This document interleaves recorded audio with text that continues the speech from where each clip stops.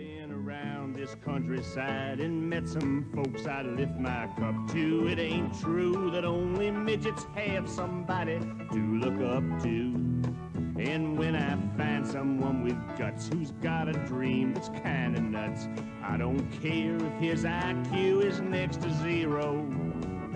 I just stick out my right hand and say I'm proud to meet a man who we all can call a great American hero.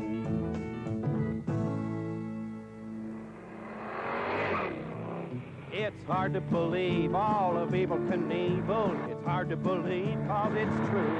And when you see him do wheelies, it's easy to feel he's just a different cut from me and you. But go to a show if he's in it, you'll have the time of your life for a minute.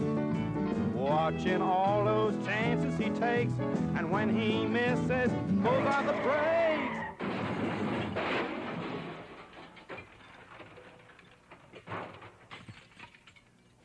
I believe there's goodness in evil, 'cause he's a-doing what he really understands.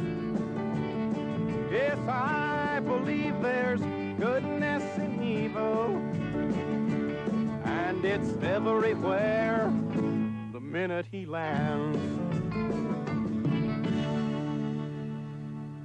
I know Evel Knievel inside and out. As a surgeon, I have had occasion to operate on him many times. Doctors, not only Dr. Graham, but other doctors throughout the country, especially surgeons, bone surgeons, and psychiatrists, have been amazed at how I can keep going, and why I keep walking when I shouldn't walk. Here is a fracture of his ankle and of the ankle bone. I took these screws out. I thought perhaps they had been causing a little irritation and a little trouble. I have a feeling of pain. You know, they say that you can't remember pain. Well, I can, because I've been hurt so bad that I'll never forget it. Here is a fracture of his arm, fixed with a metal plate and screws. But I don't put myself in a trance when I go to the racetrack. I just think the Evel Knievel way. And there you see the metal plate broken. At this point, he told me that his leg was growing shorter. As long as I'm making the money that I'm making, all the money in the world can't buy your way into heaven. It can't buy your way out of hell. It was made to be spent right here, and I'm going to have the best clothes, best boots, best diamonds, best cars, trucks, motorcycles, booze, and women on the face of this earth, just as long as I can keep going. Come on with me, and I'll take you on a little tour of my office and dressing room and show you what you can buy with a few dollars if you're willing to jump a motorcycle over 19 cars. I don't know how many shirts I have here, 200 or 300. I don't know what they cost. If they cost $12, $15 a piece, it's $3,000 or $4,000 worth of shirts. This helmet is a testimonial to my being alive. Boy, look at that helmet. If that thing doesn't save my life, I can't believe it. Boy, I hit that wall head on. Jesus, where'd I hit that at? Get out loud. Over here. No, the motorcycle did that. He hit the wall right there where I like. How about help me up, you guys? I'll see if I can walk. Okay. Want to get caught? No, I'll be all right. I'm going to jump some more to get it straightened out. Out by the fountain, the tension was mounting. The palace was in an upheaval. The gamblers and bookies were cuddling their cookies and waiting for Evel Knievel. Then up in the sky, saw Evel fly by. We thought his success was complete. But as Sir Isaac found, what goes up must come down, and sometimes it's down on concrete.